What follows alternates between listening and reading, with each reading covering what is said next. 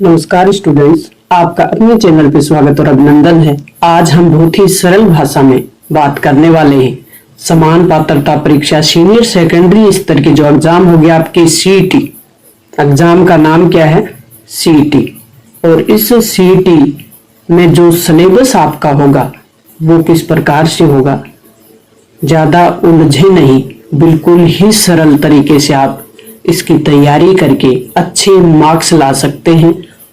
अब इसकी तैयारी में आपको कौन से टॉपिक, कौन सी बातें ध्यान रखने योग्य आपके लिए होंगी, उन सब पे हम बात करेंगे। तो सबसे पहले हम देख लें कि आपका सिलेबस किस प्रकार से होगा। ये विवरण है आपका समान पात्रता परीक्षा सीनियर सेकेंडरी परीक्षा की जो स्कीम और पाठ्यक्रम है उसका विवरण दिया हुआ है। राजस्थान का इतिहास होगा आपके सामने, राजस्थान की कला, संस्कृति, साहित्य, परंपरा, विरासत, ये चीजें हुई राजस्थान की तरफ से। भारत की तरफ से भारत एवं राजस्थान का भूगोल होगा, भारत का भी भूगोल होगा और राजस्थान का भी भूगोल होगा। राजस्थान पर विशेष बल के साथ साथ भारतीय राजनीतिक व्यवस्था, संविधान से संबंधित जो भी चीजें हैं, राजस्थान की अर्थव्यवस्था, दैनिक विज्ञान, 12th तक की 6 क्लास से लेकर 12th तक की विज्ञान में जो भी दैनिक विज्ञान से संबंधित एवरीडे जो साइंस है उससे संबंधित जो भी कॉमन टॉपिक है उनको आपको ध्यान में रखना है। तार्किक विवेचन, मेंटल एबिलिटी, मानसिक योग्यता, सामान्य हिंदी, जनरल इंग्लिश, 12वीं तक की जो हिंदी ग्रामर है आपके पास उसमें आपको अच्छे से ध्यान रखना है। टॉपिक वाइज, अभी टॉपिक वाइज बात करेंगे हम। कंप्यूटर का ज्ञान, समसामयिक घटनाएं, इनसे संबंधित आपके सामने 150 प्रश्न होंगे और 300 अंकों के होंगे। घंटे आपके पास 3 होंगे, यानी समय 3 घंटे का होगा। सभी प्रश्न हैं वो बहुविकल्पीय होंगे, ऑब्जेक्टिव एबीसीडी वाले जिनमें आप समझते हैं ABCD वाले, और समान अंक के होंगे। किसी प्रश्न के गलत उत्तर के लिए नकारात्मक यानी नेगेटिव मार्किंग नहीं होगी। ये सबसे आपके लिए गोल्डन चांसर, सबसे बेस्ट ऑप्शन है। सबसे छोटी उम्र में जॉब लगने के लिए सबसे अच्छी एग्जाम है आपके लिए। तो आप बेहतर तैयारी करें। ये नहीं सोचे कि बाबू की जॉब क्या है।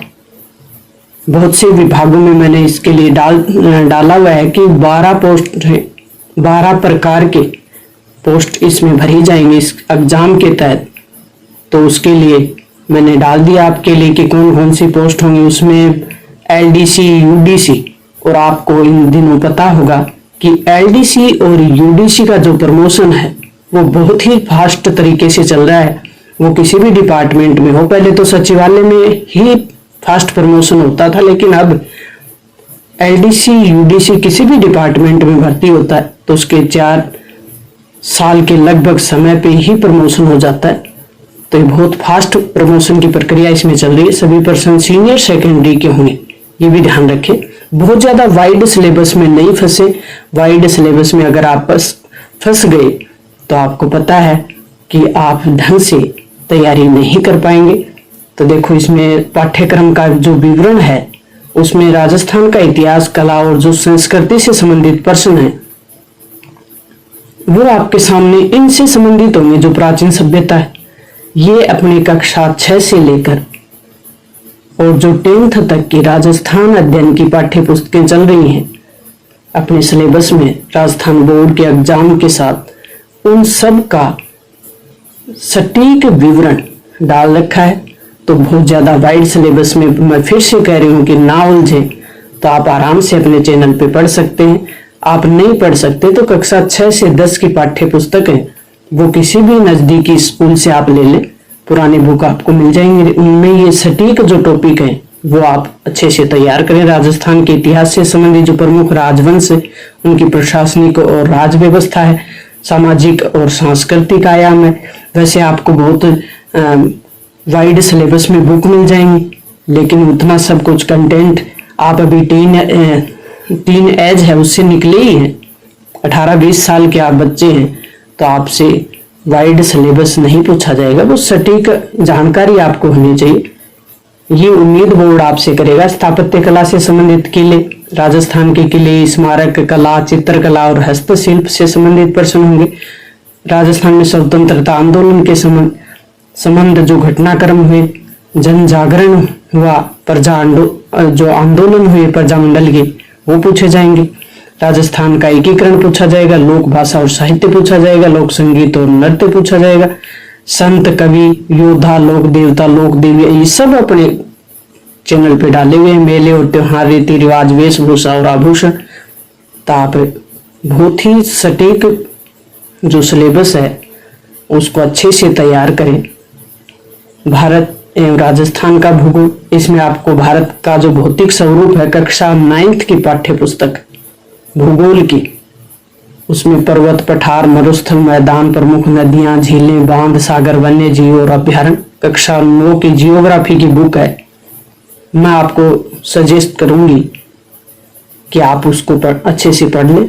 वो ही टॉपिक है। राजस्थान का भौतिक स्वरूप, ये 9th की बुक में है। जलवायु दशा, वनस्पति, मृदा, नदी, झीलें, राजस्थान के प्राकृतिक संसाधन, ये भी है। खनिज संसाधन, पशु संपदा, वन और वन्य जीव अभ्यारण्य, संरक्षण, जनसंख्या वृद्धि, घनत्व, साक्षरता और लिंगानुपात, प्रमुख जनजातियां और राजस्थान में पर्यटन।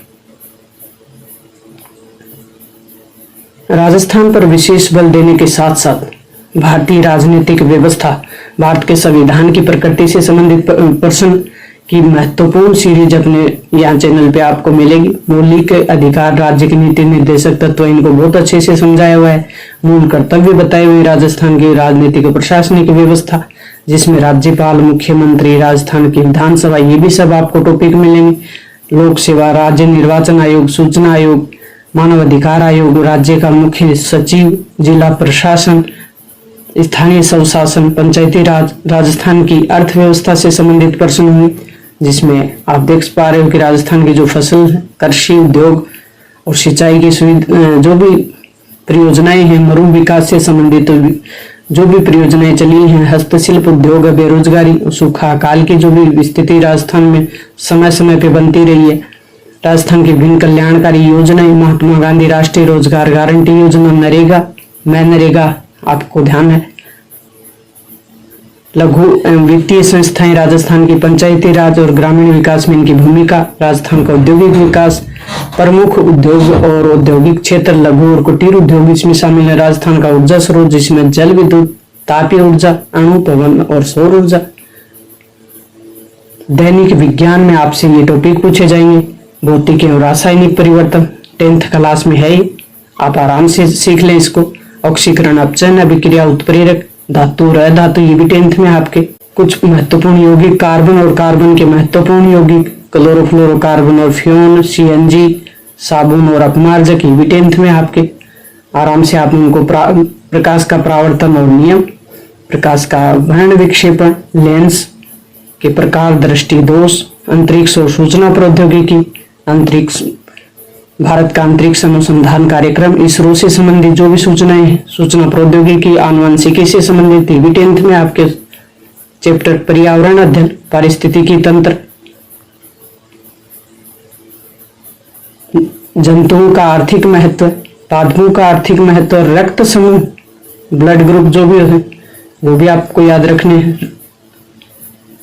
HR कारक, रोगाणु और मानव स्वास्थ्य से संबंधित, कुपोषण और मानव स्वास्थ्य, मानव रोग, कारण और निवारण, मानव में रोग होते क्यों, जो ह्यूमन डिजीज है उनके क्यूज कौन से हैं और क्योर कैसे होते हैं, यानी उनके निवारण के उपाय क्या हैं। तार्किक विवेचन में ये चीजें आपको सीखनी है, इनसे संबंधित प्रश्न आप हल कर ले।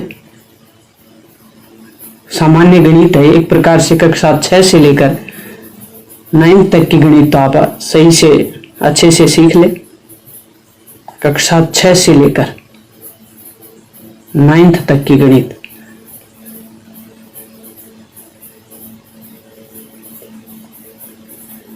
टेंथ की भी अगर आप निकाल लेंगे तो बहुत अच्छा होगा आपके लिए। सामान्य हिंदी में संधि और संधि विच्छेद, सामाजिक पद, जो सामासिक पद हैं उनकी रचना और समास विग्रह, उपसर्ग और प्रत्यय।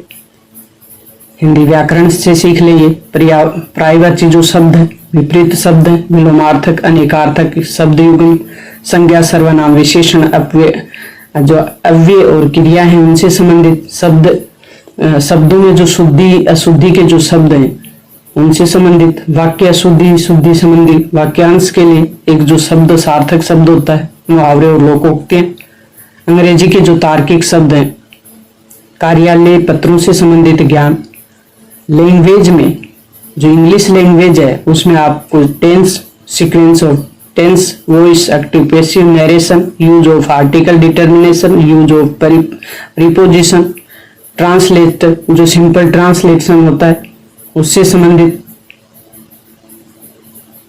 ऑफिस में काम आने वाले जो भी टेक्निकल टर्म्स हैं उनसे संबंधित, सिनोनिम, एंटीसिनोनिम, वन वर्ड सब्स्ट्रेशन और कंपैरिजन और गिवन पैसेज में दिए हुए जो भी होते हैं, नॉलेज ऑफ राइटिंग जो ऑफिशियल नॉलेज है उससे संबंधित, नोटिस, कंप्यूटर का ज्ञान, बहुत सामान्य कंप्यूटर का ज्ञान आपसे पूछा जाएगा, बहुत ज्यादा वाइड सिलेबस में आप कंप्यूटर वाले में घुसने की कोशिश ना करें। तो सब टॉपिक का एक सामान्य नॉलेज आप जरूर रखें, यही बोर्ड आपसे उम्मीद कर रहा है। बार बार चीजों का अभ्यास करें, यूं नहीं कि एक बार पढ़ के छोड़ दिया, वाइड सिलेबस में फंस गए आप।